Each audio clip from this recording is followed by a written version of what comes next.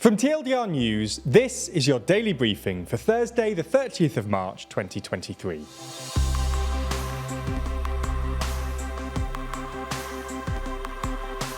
Good afternoon. In today's Spotlight story, we run through Bolsonaro's return.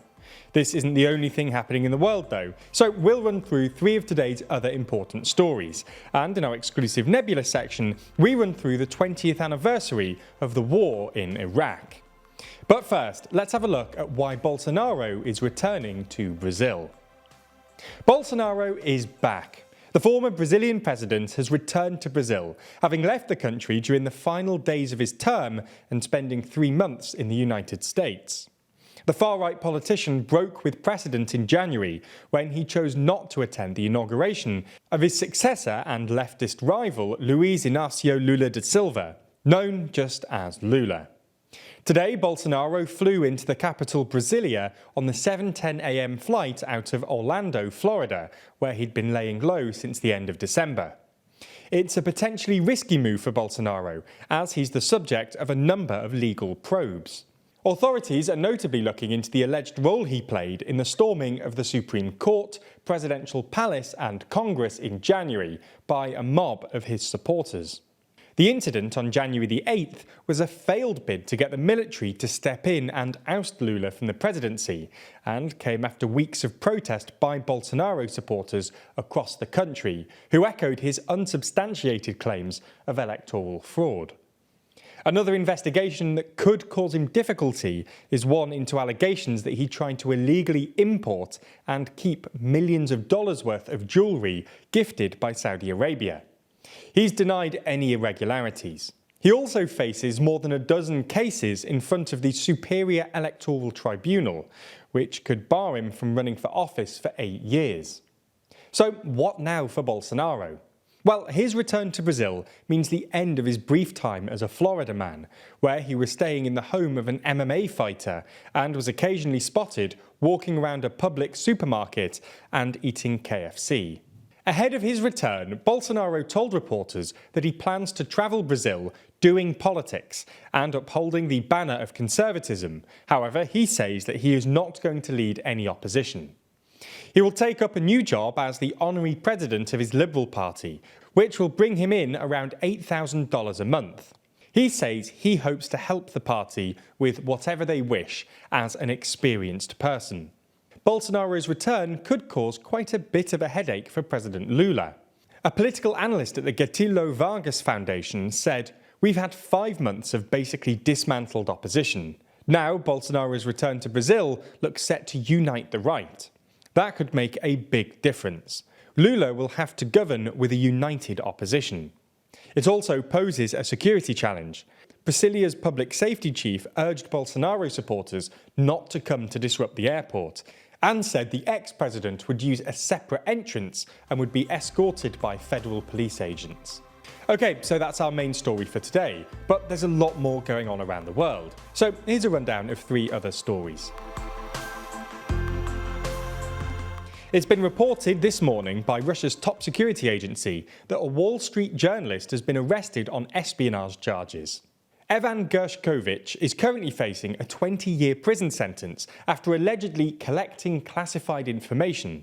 Specifically, the Federal Security Service, or FSB, alleged that he was collecting classified information about the activities of one of the enterprises of the Russian military-industrial complex.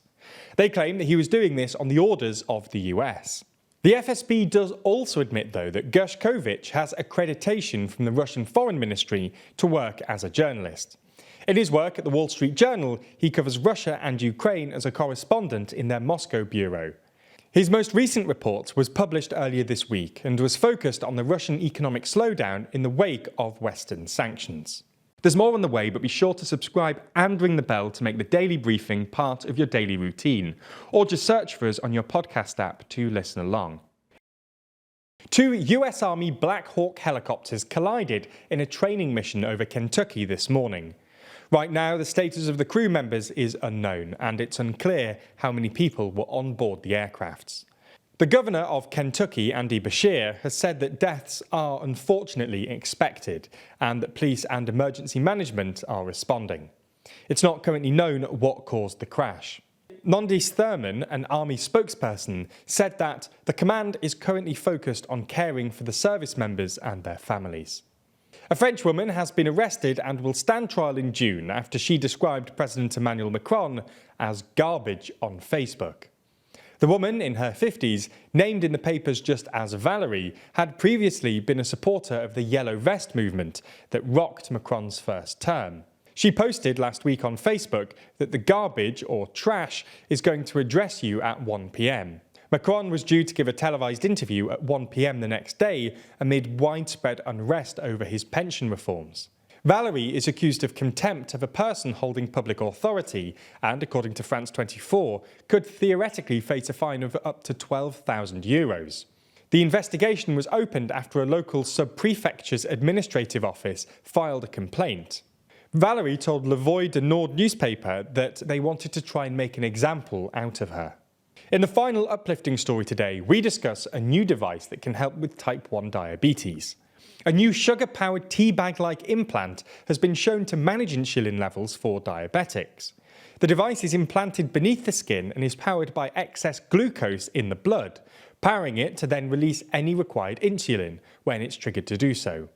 Martin Fürstenegger from the Department for Biosystems Science and Engineering at ETH Zurich has said about this that it autonomously regulates insulin and glucose levels and could be used to treat diabetes in the future.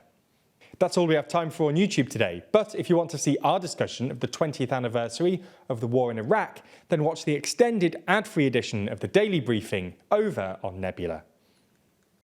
That's the streaming service we're building with a bunch of our creator friends, many of whom you're likely to be already watching. That means that by signing up, you not only get an extended ad-free daily briefing every single day, you also get to watch exclusive and ad-free videos from the best educational creators on YouTube. That's things like Real Life Law's incredible Modern Conflicts, which breaks down contemporary disputes around the world, Neo's Underexposure, which beautifully dives into complex and shadowy topics you've always wanted to know more about, or Extremities from Wendover Productions, which uncovers some of the world's most remote places. All of these are only available on Nebula, just like our extended daily briefings and a whole bunch of other exclusive TLDR content which never comes to YouTube. If you want to sign up, use the link in the description so that they know you came through us. That helps us out a whole lot,